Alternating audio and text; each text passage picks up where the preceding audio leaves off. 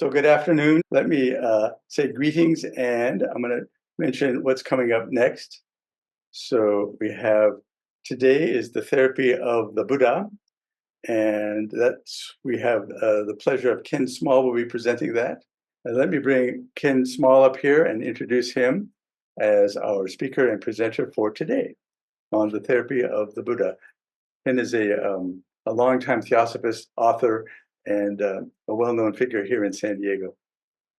Welcome, everyone. Today we have the subject is the therapy of the Buddha. I made a brief overview of basic Buddhist views, starting with the Four Noble Truths, Noble Eightfold Path, the Paramitas, Nirvana and Samsara, and interdependence, Pratitya Samutpada, the compassion for all beings. We have a short piece from Nagarjuna, one of the founders of Indian Mahayana Buddhism, on Nirvana and Samsara.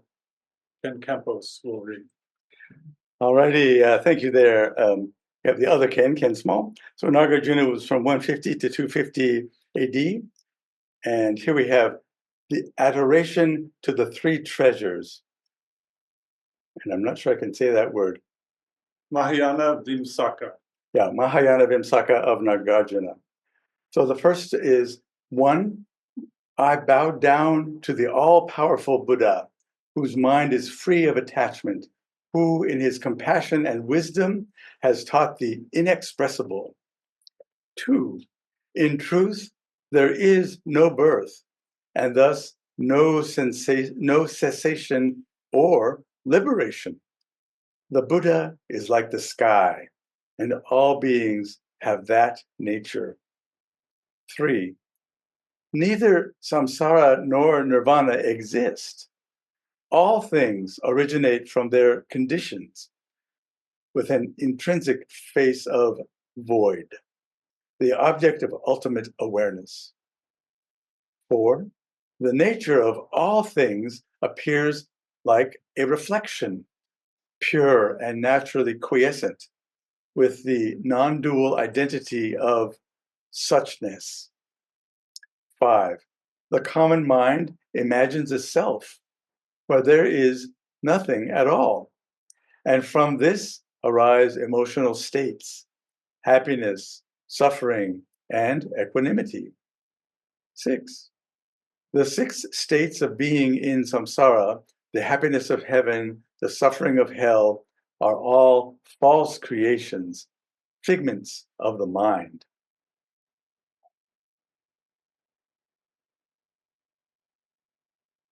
And shall I go on to 7? Number 7, more from the adorations of the three treasures. Number 7, likewise, the ideas of bad action causing suffering, old age, disease, and death, and the idea that virtue leads to happiness are mere ideas, unreal notions. Number 8, like an artist frightened by the devil he paints, the sufferer in samsara is terrified by his own imagination. 9, like a man caught in quicksands, thrashing and struggling about, so beings drown in the mess of their own thoughts. Number 10, mistaking fantasy for reality causes an experience of suffering. Mind is poisoned by interpretations of the nature of objects. 11, dissolving figments and fantasy with a mind of compassionate insight, remain in perfect awareness in order to help all beings. Number 12, by developing unsurpassable buddhi, one should become a Buddha. A Buddha is a friend of the world, being freed from the bondage of false notions. And here we have another statement. Do you want me to turn back to you, Ken Small? Thank you, Ken. Yes, you're quite welcome.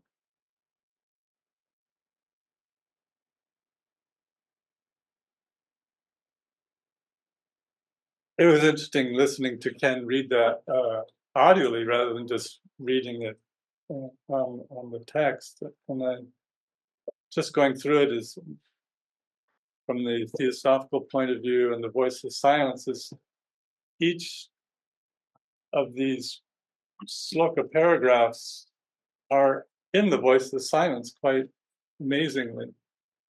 I found it quite interesting.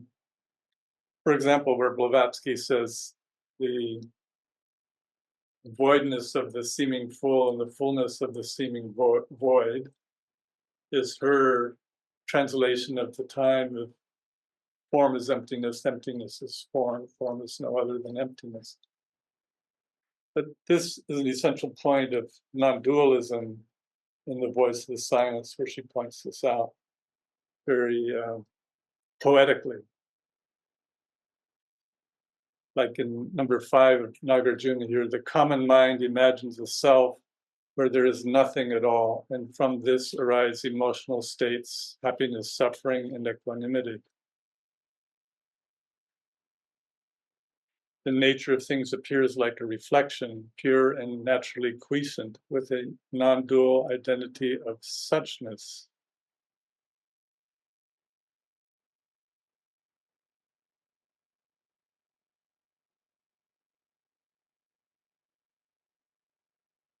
Fundamental in Buddhism and also in Blavatsky's Voice of the Silence is the awakening of bodhicitta, or compassionate motivation.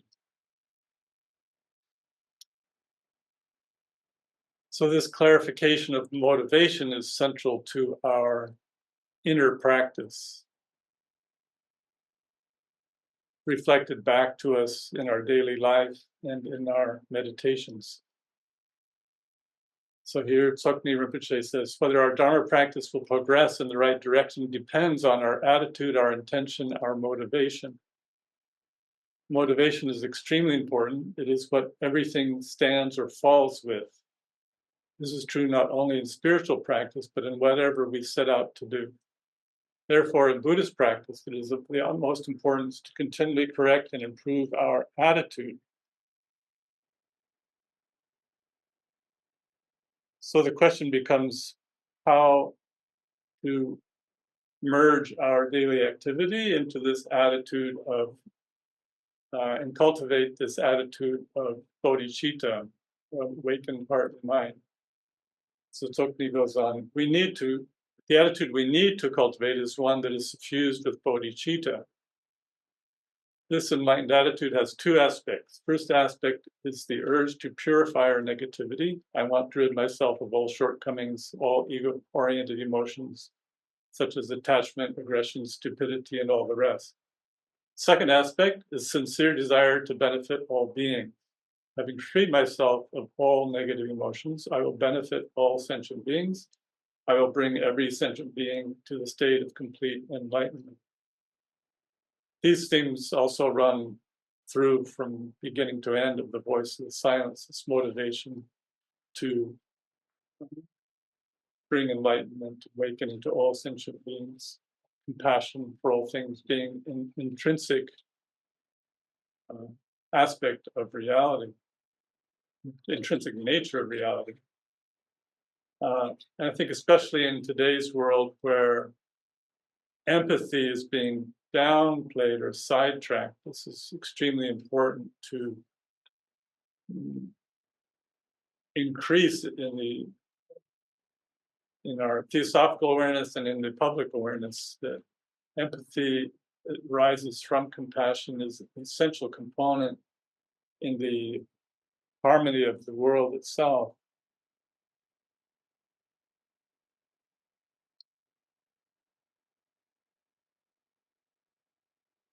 So this compassionate attitude of bodhicitta should encompass oneself as well as all others. We have every reason to feel compassion toward ourselves. In the ordinary state of mind, we are helplessly overtaken by selfish emotions, and we lack the freedom to remain unaffected when these emotions occupy our mind. Swept away by feelings of attachment, anger, close-mindedness, and so forth, we lose control and we suffer a great deal in this process. In such a state, we are unable to help ourselves, let alone others.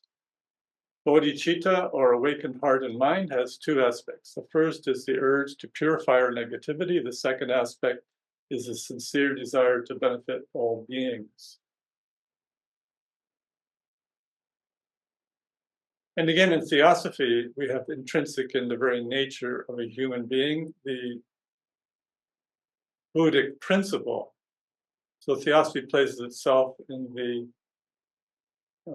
Buddhist category of where Buddha nature is an intrinsic characteristic of a human being and not something that even has to be added on or developed from scratch. Our very essential nature is this awakened state of mind.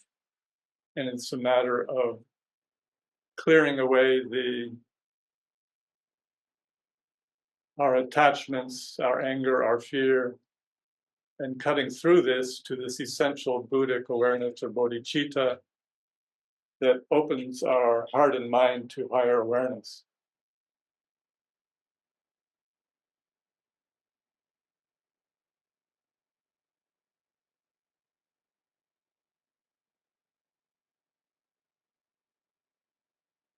So again, I'll summarize here a little bit. We relate to our own suffering with compassion in a balanced way, applying compassion toward ourselves just as we would do with others.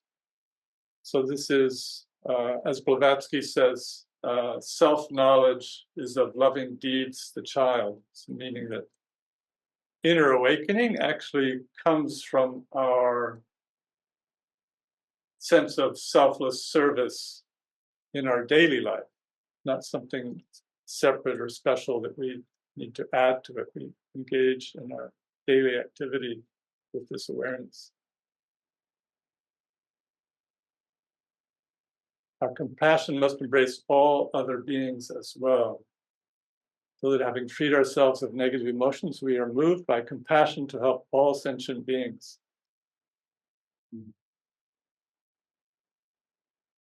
Again, in relating to Blavatsky, compassion is the law of laws. It's very identical.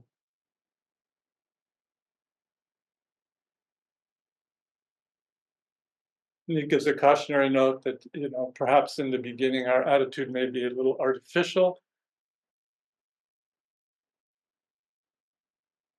Something maybe seem new and hard, challenging to get used to. We shift to this more open awareness where we are simply giving ourselves without any kind of fabrication is the proper attitude.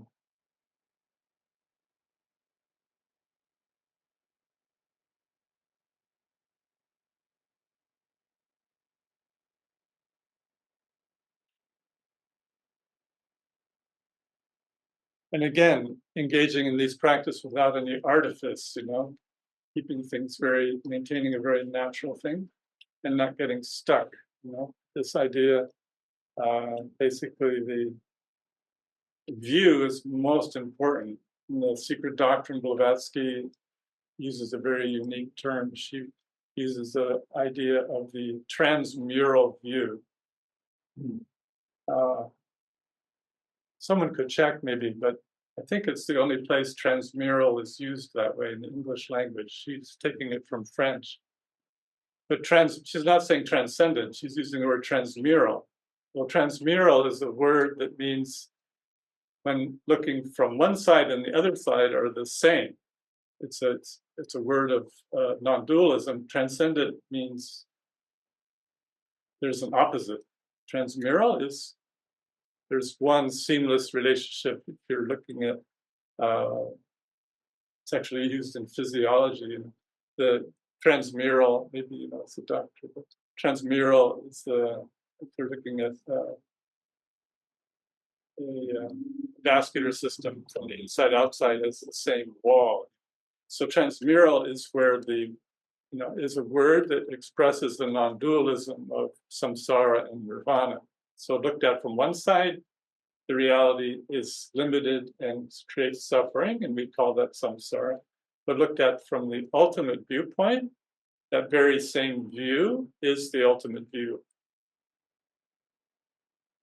Easy to say, but that's and we have little tiny pinpricks of this reality, little tiny things. We might have something, grabbing us and bothering us, and then we're going along, and then some little thing happens. It might be a sunset, it could be a person smiling, it could be any little thing. It takes us out of this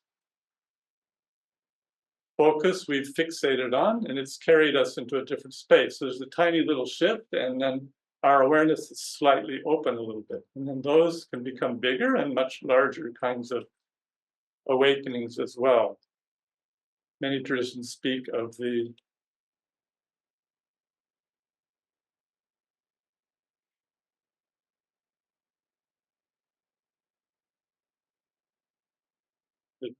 sense many traditions speak of the unborn mind, the mind that was never born, never dies. This is also found in Zen Buddhism and in Tibetan Buddhist view. And in this view, very much like the theosophical view, using different language perhaps, that which is never born never dies. So where is the suffering then? These kinds of thoughts we can reflect on. Or in theosophy, we have the, here in Buddhism, they might simply say that the nature of self is impermanent.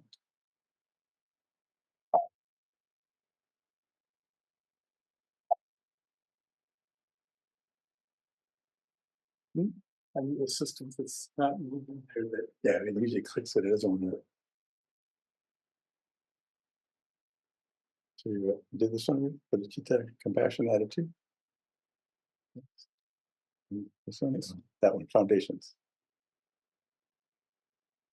So through this inner process, gradually clarifying motivation, cultivating compassion, opens the door to these, in our daily life, being more open to these small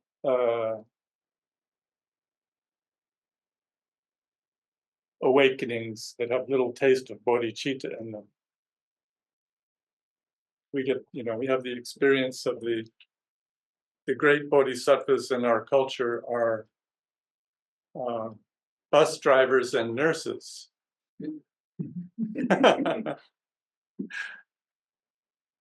Accepting everyone, as they are. It's like we have to appreciate this practice. We all get to be bus drivers and nurses on some level.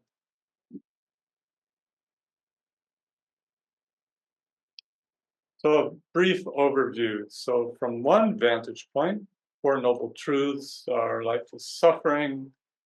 Cause of suffering is craving and aversion. The end of suffering comes with an end to craving and aversion. There's a path which leads one from craving and suffering to follow, which brings us to the awakened state.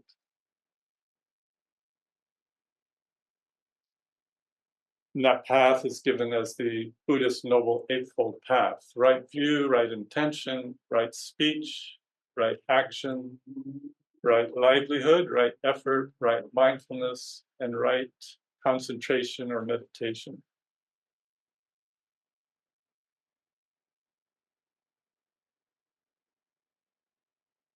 Parallel with this are the paramitas, usually given as 6 and 10. In The Voice of the Silence, Blavatsky adds one, even on the same page where she says there's 6 and 10. But that's all right. I mean, why not add Vairagya? And in Tibetan Buddhist traditions, Vairagya is in the list of Vajrayana precepts, a longer list. So here we have dana, giving, and giving is where self and other merge in true giving is the nature of dana. Self is not attached to the object of giving or the results of giving. It's pure action is giving. And Shila is harmony in thought and action. Shanti, patience. Vairagya, renunciation, dispassion. Virya, dauntless or heroic energy. Dhyana, meditation. Prajna, often translated as wisdom, but means, in the best English word really, is gnosis, or the wisdom that knows the object as oneself, the unification of subject and object.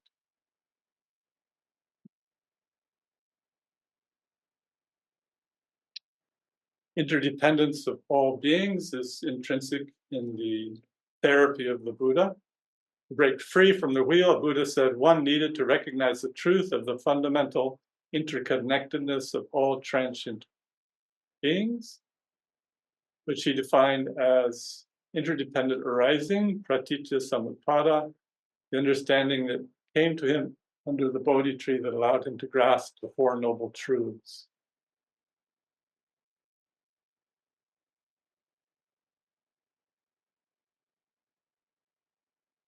So in that experience as related to the Buddha's awakening under the Bodhi tree, he's sitting for days meditating, tormented by Mara, these phantasms of his own mental creation.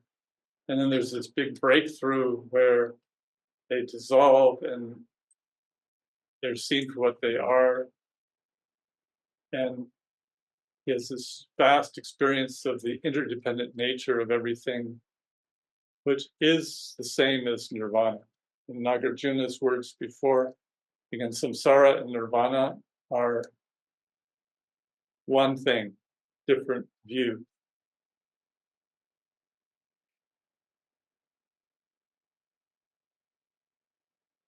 The quote from the Diamond Sutra. Diamond Sutra, one of the earliest Mahayana Buddhist sutras, actually one of the oldest printed texts. Yeah, oldest printed text in the world is a Diamond Sutra,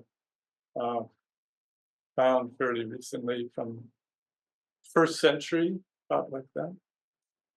The Diamond Sutra ends, thus shall you think of this fleeting world, a star at dawn, a bubble in a stream, a flash of lightning in a summer cloud, a flickering lamp, a phantom, and a dream.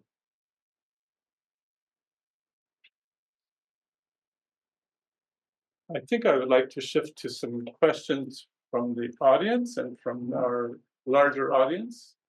Well, let me start out by saying thank you very much, Ken S., for this wonderful presentation and the slides which people in Zoomland got to see. And I know they're on the PowerPoint on my laptop, so I'll look at them later, but got to look at some of them. This was just quite fascinating. I would start off by commenting that here in the lodge on Sundays, we're looking at a Raghavan Iyer book called The Mysteries of Karma, in which karma is called the law of laws. But Ken S. here, you were mentioning that compassion is considered the law of laws. So is there a direct correlation between compassion on the one hand and karma on the other hand? Well, that's a great question.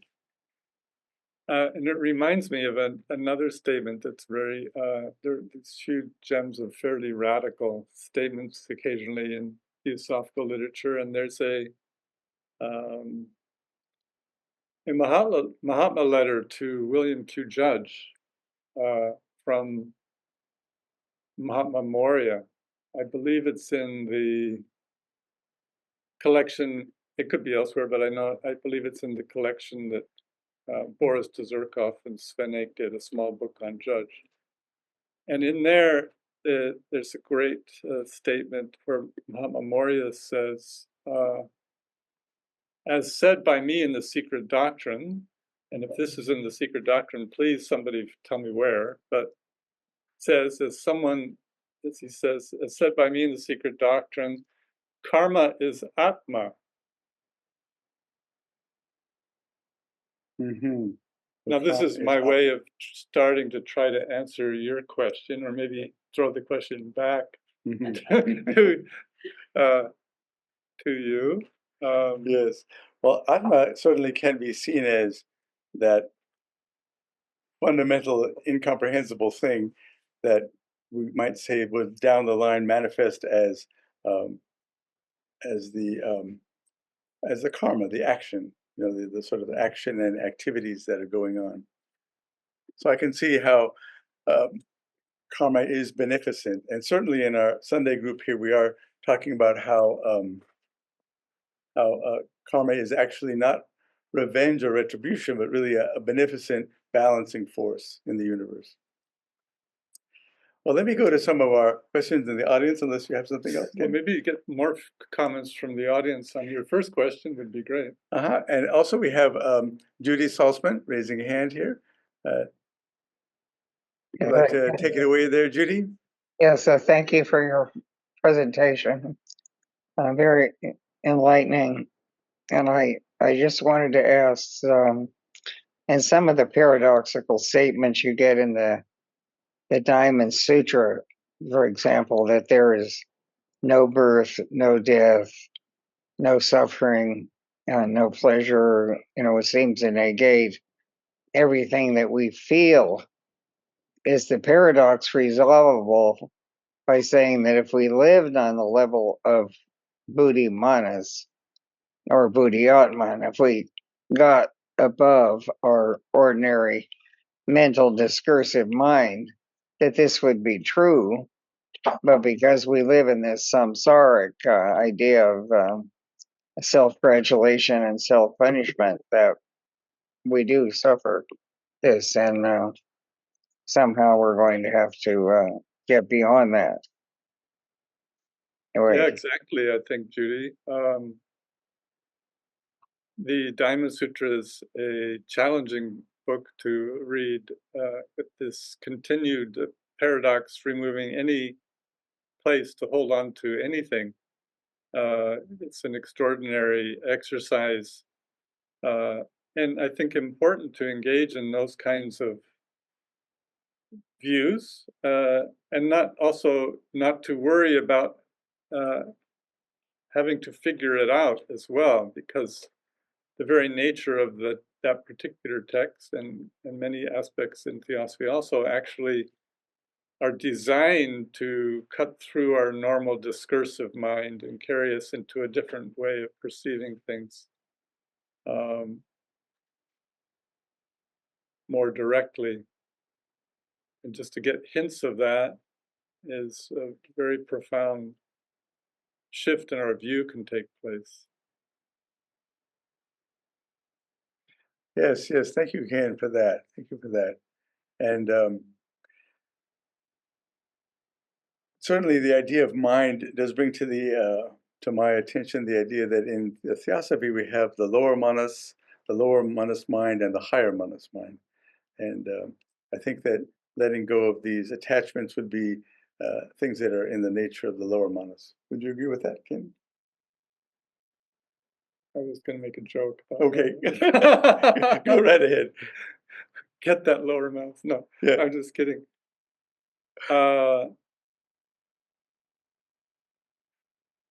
Yes, it is. I mean, and really the dynamic there is to shift shifting view shifts manas instantly to one or kama manas or buddhi manas. The buddhi manas isn't really opposite kama manas. The buddhi manas is a way to encompass this seeming duality, I would say. Again, Blavatsky, Voice of the Silence, and same in Buddhist Mahayana philosophy. Self-knowledge is of loving deeds the child. So it's that arising of bodhicitta, again, is the loving deeds, which transforms kama manas. It doesn't happen like in a year, it happens immediately. So it's an instantaneous thing, yes. And Monica, before we go to you, let me go to Laura. Laura, why don't we give you the microphone there? Well, thank you. Thank you for the talk and the opportunity to think of the teachings of Buddha as a form of therapy, therapeutic. But it is rather puzzling, and people who maybe are not familiar with Theosophy or Buddhism might take issue to the comment that Judy brought our attention to as well, and the verse that you read, that old age, disease, and death and the idea that virtue leads to happiness are mere ideas, unreal notions. So, for anyone who hasn't crossed any kind of bridge or abyss, this sounds a lot like denial and not therapy at all. So, how do we begin to view old age, disease, and death, and even our virtues, as just mere ideas and not real? Challenging. You know? It In other is words, we have to challenging. make the challenge is we have to make our ideas real.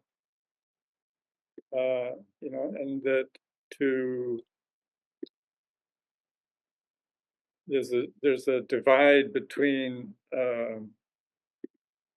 you know, in the beginning we may even replicate something, but if we stay merely replicating something, it remains external, and gradually we begin to emulate what we've replicated, and then slowly it's actually taking birth inside of us.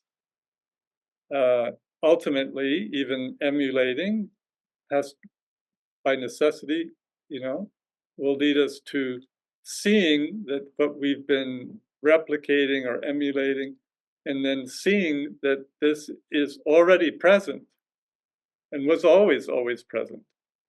I think, I don't think I can quote it properly. Someone may know it offhand. There's a great quote from T.S. Eliot poem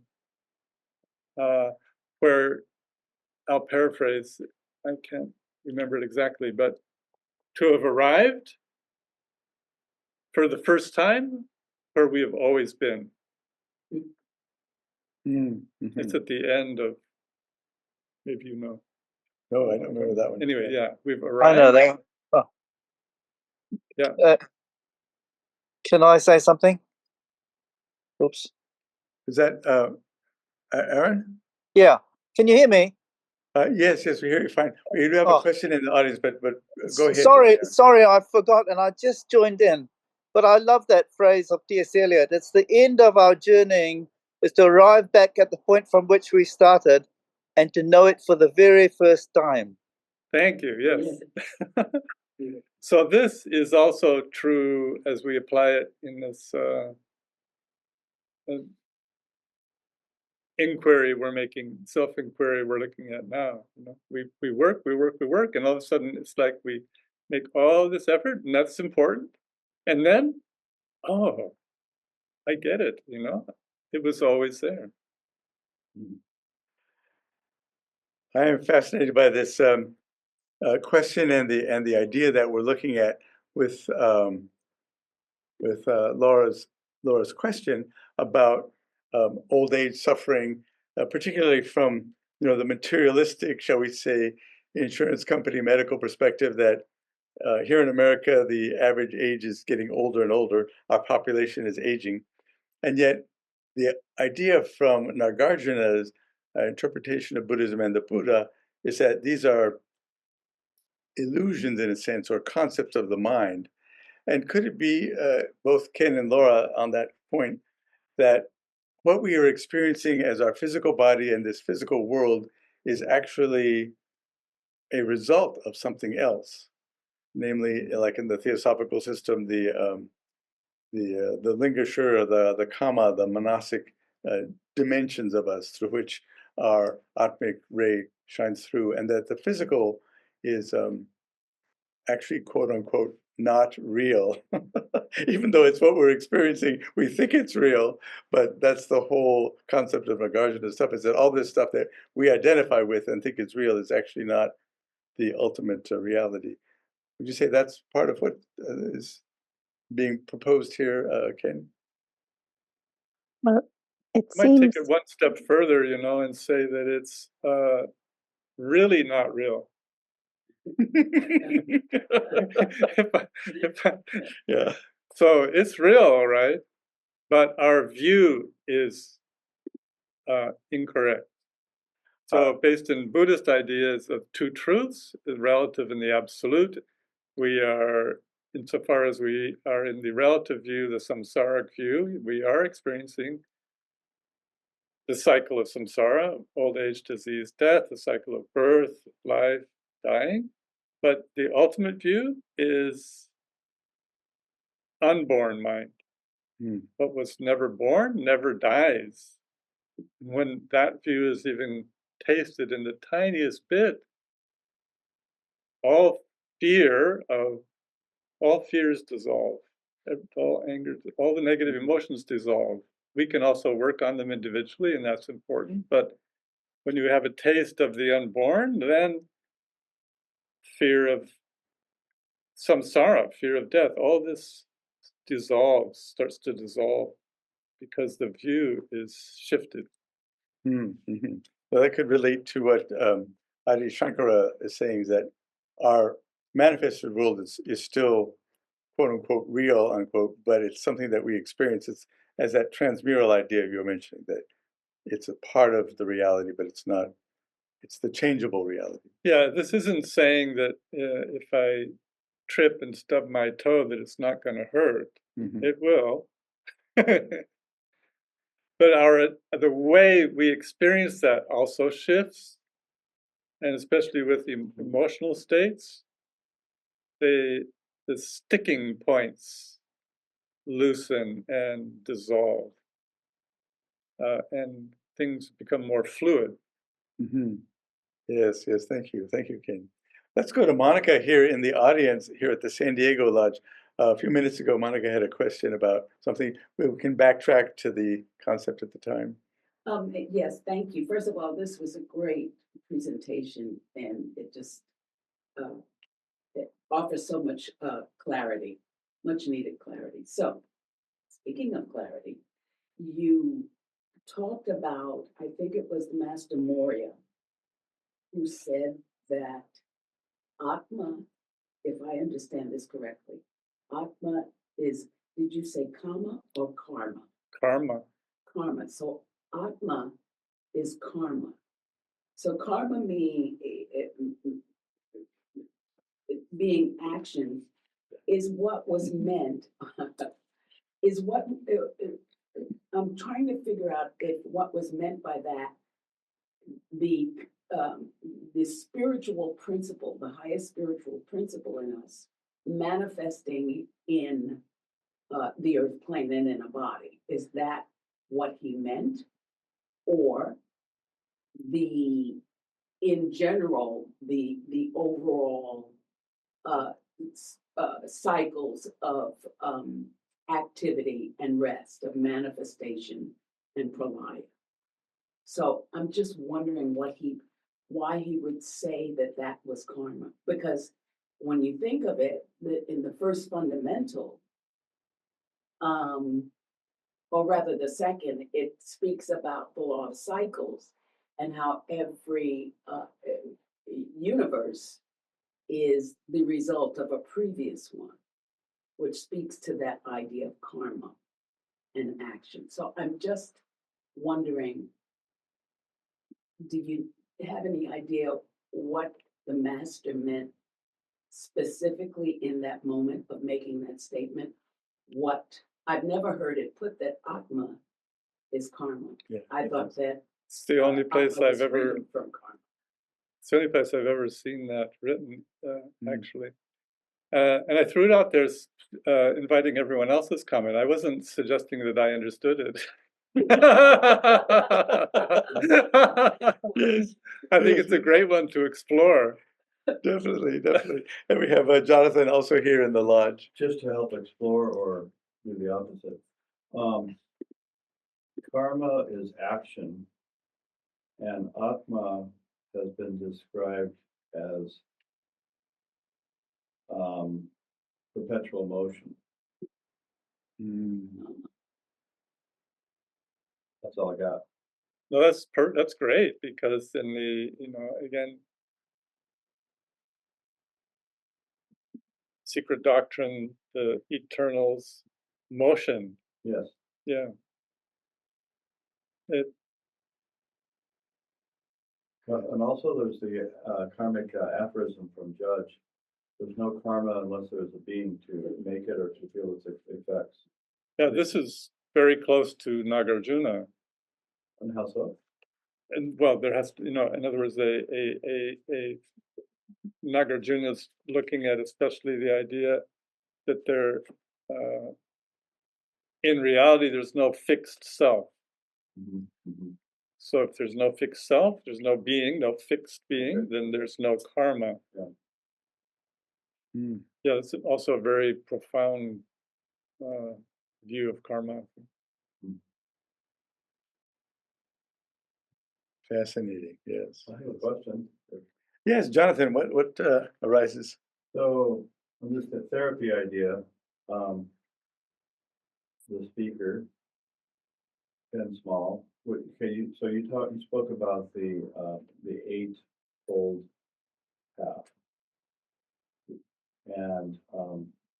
And that's the fourth of the four truths, right? Yeah.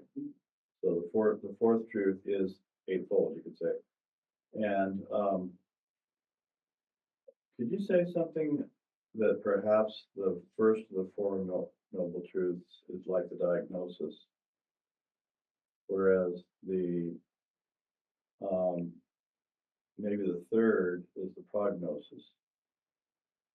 Is saying that there is a way out of the suffering. Yeah, Anyway, that's great. You could explore that a little bit, perhaps. You're answering your own question. That's good. That's the way questions are supposed to be, you think? Yes.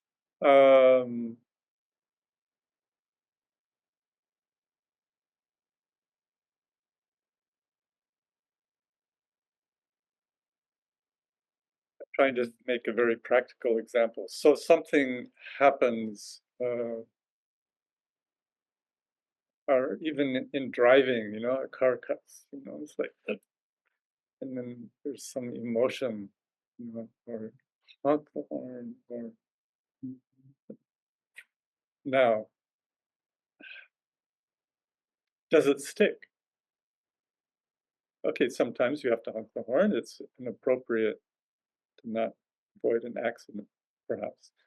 But then we add to that, and how much we add to it, or do we carry it with us, or that person later in the day, right?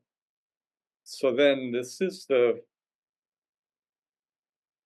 first of the Four Noble Truths. This is where we're starting to make this sense of attachment and aversion.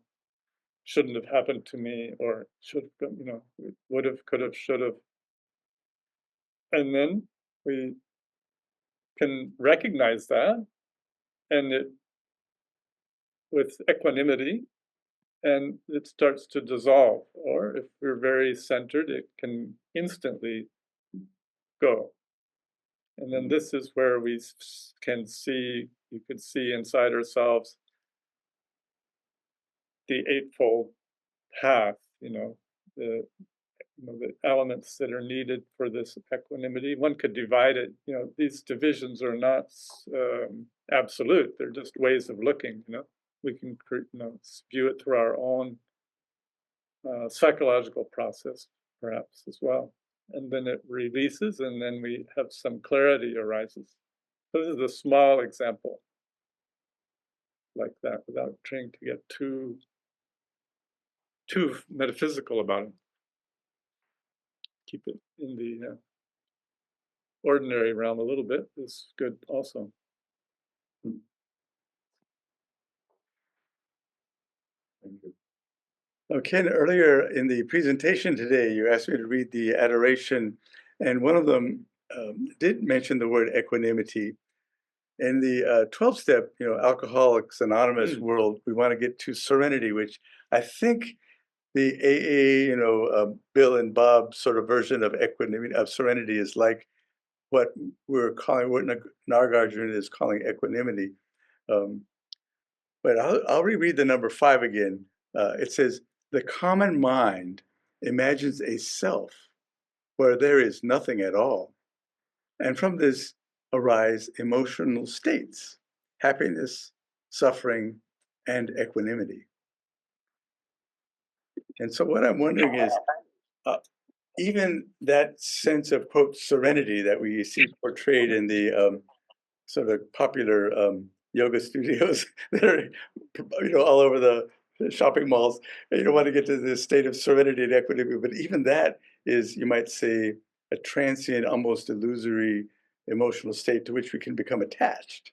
And in this idea of non-attachment, we want to even let go of that equanimity, or that AA serenity, when we say the serenity prayer. So what do you think about that? That even that forms even that attachment to serenity or equanimity is, in a sense, another attachment. It can become an obstacle if it's simply involved in trying to sense of self-grasping to protect an idea of a sense of self that, when really explored, is not even there.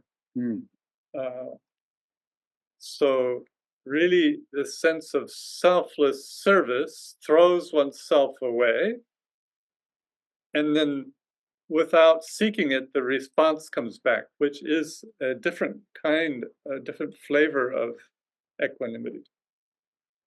Ah, I see. So It's a nuance. Yeah, So there's a different flavor of equanimity. Yeah. And another example from I like very much, just because of these are of course my bias too, but in the more recent full transactions of the Blavatsky Lodge,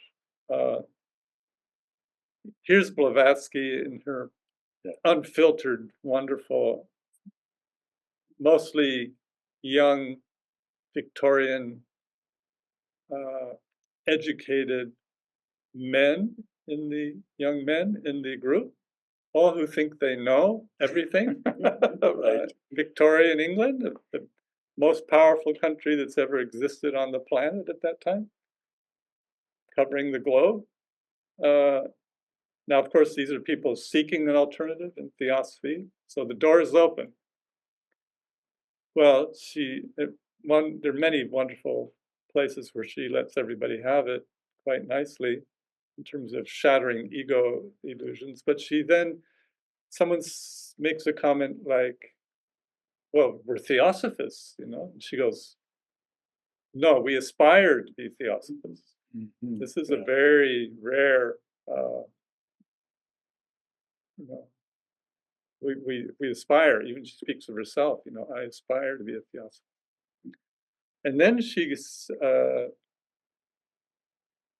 an example which had become known in the press of the time through Robert Louis Stevenson, the author, of someone who she felt was a true theosophist. So everyone's ears would be up. Now, who's a true theosophist? Well, she gives the example of the Catholic missionary priest, Father Damien, in Hawaii in the leper colony.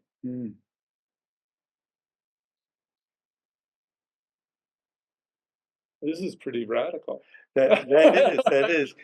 And Ken, Anyways, would you say that Father Damien would be an example of what you were describing as dana earlier, or it's a giving in which it doesn't really seem like a giving because there's really a non-duality between the giver and the person and the receiver? I think she gave it for that reason. It's not that we all have to become like Father Damien exactly, but here's someone who completely abandoned even his own physical safety without any thought of it being good or bad. He just did it. It wasn't like a kind of masochistic thing either. He was just simply gave himself. So Blavatsky was showing this up to the young Victorian men as this is a real theosophist. And also I was thinking for what's coming up later of the great contribution of the Theosophical movement.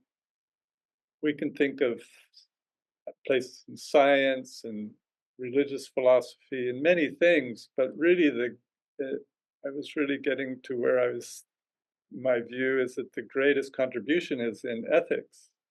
And this is often kind of not quite looked at directly. I think it's very important. And also the foundations, again, in this current time where empathy is being downgraded, the very foundations of just joining the Theosophical Society starts with that. You know, the inclusivity of the word is slightly different in different theosophical groups, but Yes.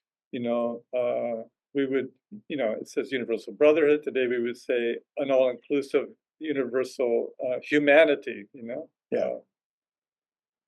So this is again fundamental to Dana Paramita. It's incorporated in the very foundations of theosophy that way. Mm-hmm.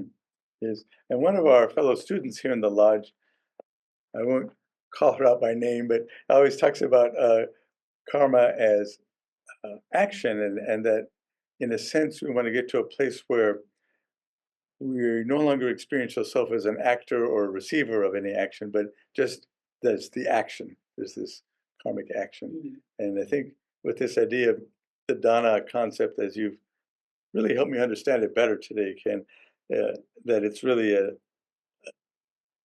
I won't say a selfless giving, but a giving in which it's just the action of giving. And in a sense, the importance of the subject, me, the giver, and someone, the receiver, kind of disappears or is less significant. And it's really the action of the Dana that's the important thing here.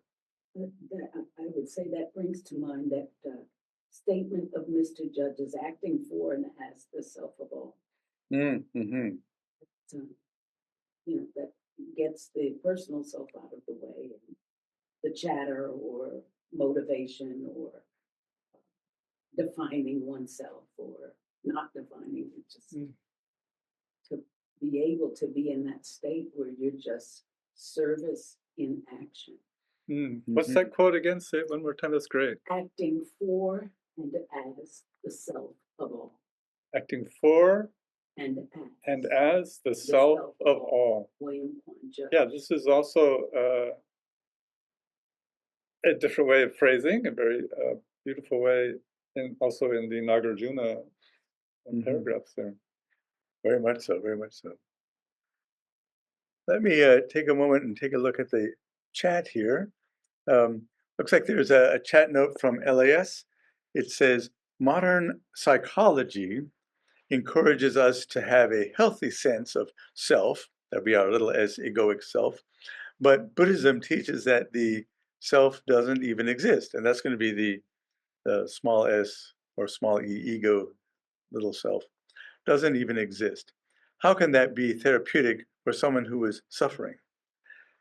So I guess the idea of the therapy, how could that be therapeutic for someone who is suffering? And I think it has to do with someone's sense of identity. So who are you? Kind of like the classical Greek Delphic, oracle saying, "Know thyself." So I think contained in that is to know your identity, to know yourself, to know who you are. And I think what modern psychology takes it as, so within the encapsulated, individualized self, to know I like, green curtains, or I like blue curtains, or I like vanilla ice cream, or I like chocolate ice cream. And they take it at that level of knowing yourself. But I don't think that's what it means. I think it's a deeper meaning of to know your identity. And since part of what the sacred doctrine postulates is that there's this delusion of separateness, and that when we get to this Dana, like the very first paramita, this Dana like concept of acting without an emphasis on the egoic self, that the cognitive behavioral therapy, if you will, of the suffering human in the psychology clinic or in the mental health ward is to help them adopt a more abstract and expansive idea of who they really are. And I think, oddly enough, this modern fascination with psychedelics in psychiatric medicine has opened the door, in my mind at least, to the idea that in the controlled use of psychedelic drugs and compounds like the psilocybin and that sort of thing, one can disidentify with yourself. And over the years, I've listened to a lecture series by another Ken, third Ken. That's going to be That's going to be Ken Wilber. Yeah, when he talks about meditation is a methodology in which you can disidentify with yourself. So you disidentify. So the suffering comes from the disidentification. Yes. Now I do see a hand from. I just one more comment yes, on yes. that. Just I think there are many schools of Buddhism, of course, with slightly different views, but really, fundamentally, Buddhism isn't saying there's no self. There's no permanent self. There's no fixed self, which is quite different. And I think that goes along with Adi Shankara too, saying that these realities that we're experiencing, this like, the shirt I'm wearing, the clothes I'm in, the body I'm in, it has a reality to it that we have to interact with. And it's in that interaction that we then can learn our lessons and proceed with the paramitas. And it's where the fixations arise, is where we get bumped. Mm-hmm. Yeah. Now, a moment ago, I saw a hand from Shobha. Are you still there, Shobha? I'm still there. Yeah. Oh, yeah, there you are. There you I are. didn't want to disturb the flow of thought that was going, but I wanted to go back to the question of dana. First of all, I think this was beautiful because there was so much food for thought, and I mean, really, really, really a lot to ponder on. But this concept of dana also comes again and again and again in the Gita, when Krishna keeps talking about the renunciations of the fruit of action. You know, the moment you renounce, why I'm doing this because I want to give, I have them, whatever it is, giving. But when that thought is out of your mind, when you do it because it needs to be done, it's like climbing a mountain because it is there, not to achieve any kind of I don't know, winning something, or it's more a question of it's just action because it needs to be done. So dana is so very simple and still very, very complex, because because I tell you, the most difficult thing to do for all of us is to look at ourselves and see why we do what we do. I think the hardest thing to do is to do self-examination. It's so easy to look at others and say, that person could have done it this way, or that person did this. But when it comes to us, I always say this, we give a lot of excuses and we kind of slough off who we really are. And I think that's where the difficulty arises for a human being. This whole thing about who am I? Why do I do this? So I think that renunciation is such a difficult thing. When we do any act, why do we do it? I mean, that examination itself is a life's meditation. Thank you for that, Shobha. Any comments, Kiddo? No, it's great. Yeah. Yeah. One excuse, I'll use your word, Shobha, excuse that has just come to my attention recently is the idea of the bacteria in our gut. And there's this book I was reading called The Psychobiotic Revolution, that certainly the bacteria in our gut create different neurotransmitter hormones. Mhm. And one of the chapters in this book by these materialistic physiological researchers is provocatively titled, "How does your biome, your microbiome, these 10 billion little critters living in our gut, how does your microbiome order pizza?" So basically, it emits some neurotransmitters and whatnot. They get in the gut and get in our bloodstream, come up to our vagus nerve in our brain and say, I want a pizza. And so you think you want pizza, but it's really the critters inside. Some say Candida wants more sugar. So we have our sugar addiction from the Candida organism. But I think that the thing that, the precious human body and mind of us as humans that the Buddhists talk about, we have this monastic principle that we can really override these, you might say, physiological, animalistic urges, like the idea of the the elephant rider and the big giant elephant. So I think the bacteria now have become another excuse. I thought you were going to invite us to have compassion for the biome. Oh, yes. Oh, we will. We'll acknowledge it, have Here compassion for it's it. producing more dopamine is produced by the biome than in our brain. It's Yeah. very important. Yes, You have yes. to be very kind to them. Mhm. But maybe still I'll give them pizza. I see David Grossman. David, what do you take it away there, David? Okay, hi. I was thinking of related to what Shobha was just saying.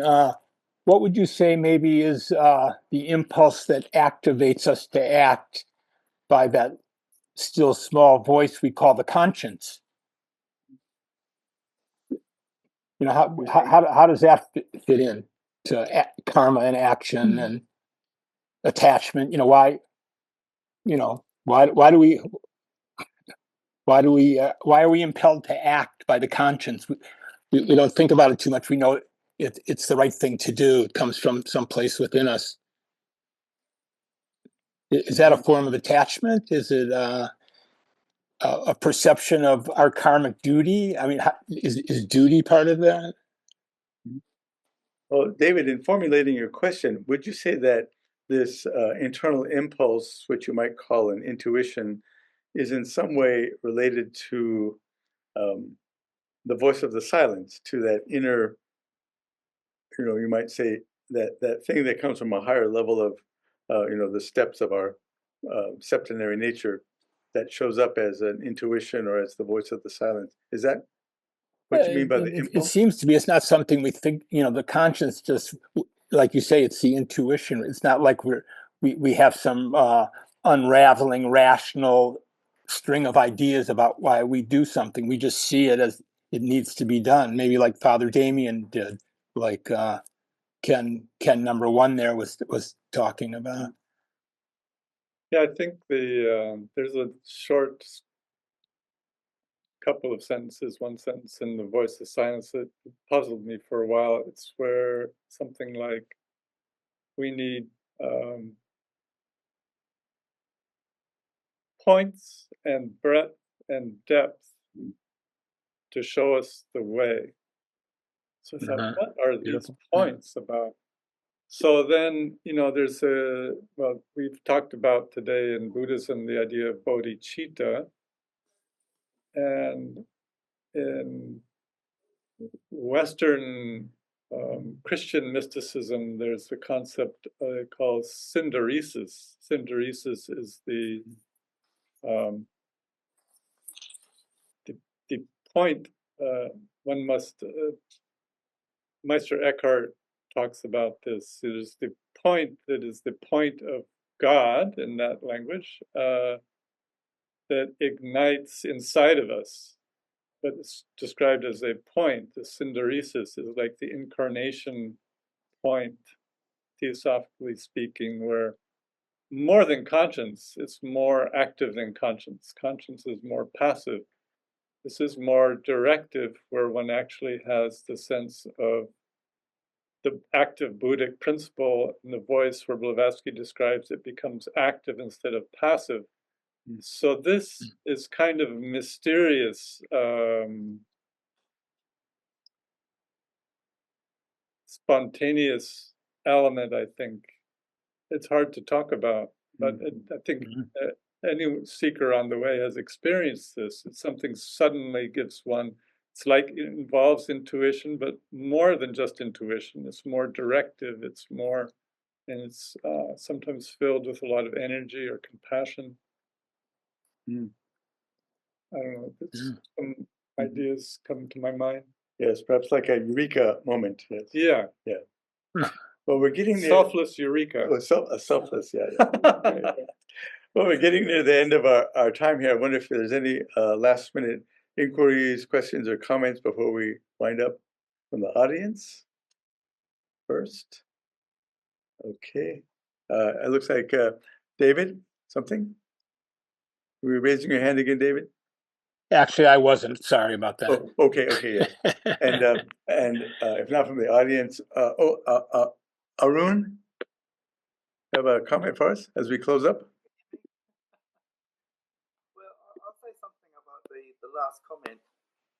The microphone's not really. your microphone's not properly. Oh, sorry. I see you moving. Can you hear me now? No, it's still very low on the mic side. The Okay, gain I on might your. I might not say anything now. That's good. That's Oh all yeah, good. when you hold the mic close to your mouth, that worked. Okay. Yeah, I think from the last comment, Plato said something very interesting, which I, as a scientist, always think about, and it is reason doesn't consider hypotheses as first principles, but as stepping stones, enabling it to reach the unhypothetical principle of everything. It then reverses itself and comes to a conclusion. So in a nutshell, what he's saying is, if you want to prove a theorem in mathematics, you don't go step 1, step 2, step 3, step 4, step 5. I've proved it. It's a matter of sitting on step 1 and getting that insight into the whole, which is what Plato in Phaedo calls the unhypothetical principle of everything. And once you've grasped hold of the whole, it then reverses itself and then goes 1, 2, 3, 4, 5, and you've got the proof rationally from what you'd already had got intuitively. And you see this happening all the time in mathematics, especially. I'm an applied mathematician. So although I may not call myself a brilliant applied mathematician, I'm aware of the process. And I think in the Western world, this is the difference between deduction and induction. And in a sense, within the Blavatsky sense, it's almost like you've got the whole picture of cosmogenesis. And then it's a matter of putting it down and writing books and books on what you'd already got as a whole. Yeah, Fascinating, yes. So to clarify in my mind, so you're saying that induction is the method here we're looking at to understand the whole thing, and then I think that's deduction. Deduction. Yeah. the deduction is. Yeah, and then Universals. philosophy goes a lot into deduction, not induction so much. Well, the Western world focuses on induction. Look, someone can correct me, by all means. Oh, sounds good. Yes. Induction is when it's after the deduction. The deduction is when you sit on the whole, as he says, and you think it through holistically. But then inductively, you prove things empirically back in the direction of the original premise of the universal idea. So it's really a dialectic. So it's like starting at the top, Mhm. and Plato does, Yes. universals to particular. And then But then you work your way backwards Mhm. towards the universals again. fantastic. And well, thank you for that, Arun. And Ken, do you have any final comments for us? I think that's a great place to conclude on universals to particulars. Universal to particulars. Well, thank you very much, and I look forward to next week when we'll have another wonderful Aquarian series. And again, thank you very much, Ken S. Thank you, Ken Ken. Small. With that, thank you all, and have a good rest of Saturday. Stay. Namaste.